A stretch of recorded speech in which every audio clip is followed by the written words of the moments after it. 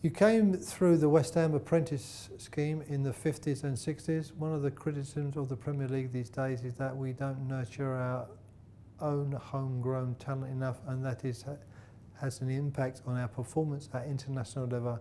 What's your opinion? I think it's still happening at West Ham. The academy at West Ham brought through so many. Do you actually realise how many players have an association with West Ham who are in the squad for the World Cup now?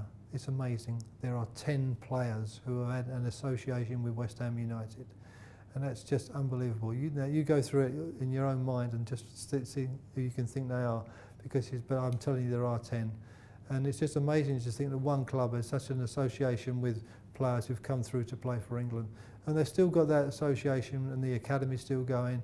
Where other clubs, I think, in particular, they put teams out on loan because they're buying in from abroad, and so the youngsters don't get their chance to play. So it becomes more and more difficult for them to get to the first team.